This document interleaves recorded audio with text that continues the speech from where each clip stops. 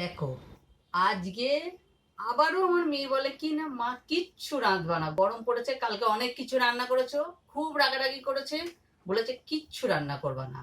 তা এখন আমার মেয়ের খিদে পেয়েছে। আমি না মাঝে মাঝে ভয় পাই মেয়েকে শ্বশুরবাড়ি কি করে পাঠাবো। হয়তো দেখা গেল এক পদ কি দু পদ রান্না হয়েছে, ও ছেড়ে ছুড়ে দিয়ে চলে এলো কি না, ও মা ওখানে রান্না হয় না। আমি যে কি করব নিজেও জানি না।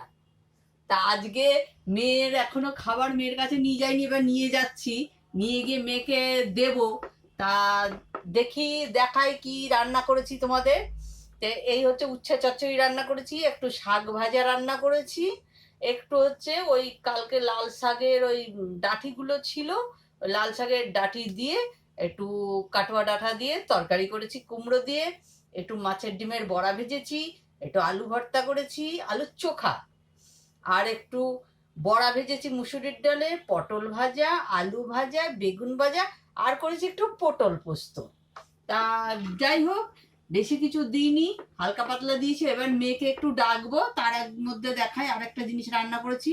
এই হচ্ছে মাছের ঝাল রান্না করেছি, একটু মাছ দিয়েছি। হুম। আর রান্না করেছি একটু ডাল রান্না করেছি, এই হচ্ছে একটু মুসুরির ডাল রান্না করেছি। আর করেছি বড়া দিয়ে, ডাঁটা দিয়ে তরকারি, ফুলুরি দিয়ে আর সজনে ডাঁটা দিয়ে একটু পোস্ত বাটা দিয়ে করেছি। বেশি কিছু রান্না করিনি। আর একটু করেছি জাস্ট চিকেনের কারি, তাই একটু চিকেন কারি করেছি, বেশি কিছু রান্না করিনি।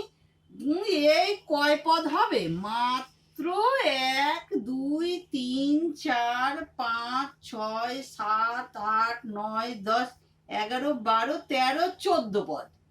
বেশি কিছু রান্না করিনি কিন্তু, একদম কিন্তু বলতে পারবে না বেশি কিছু রান্না করেছি। এই 14 পদ মাত্র রান্না করেছি। জানি না শ্বশুরবাড়ি গিয়ে কান মুলা দিয়ে বলবো, ক্ষমা চেয়ে নেবো শাশুড়ির কাছে। বলা যায় না, আমার মেয়ে হয়তো বললো, হ্যাঁ আমার মা এত পদ রাঁধে আর তোমরা 1 পদ রান্না করেছো, আমি খাবো না, আমি চললাম বাপের বাড়ি, খেয়ে আমি রাতে বাড়ি আসবো। এ তো খুব গন্ডগোল করে ফেলবে। তা দেখি আস্তে আস্তে ভাবছি একটু শুধরে নেব, কি আর করা যাবে।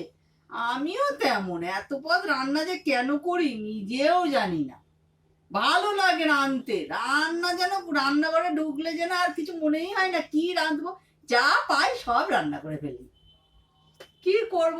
তা যাই, মেয়েকে একটু ডাক দিই, মানা রে একটু খেতে আয়।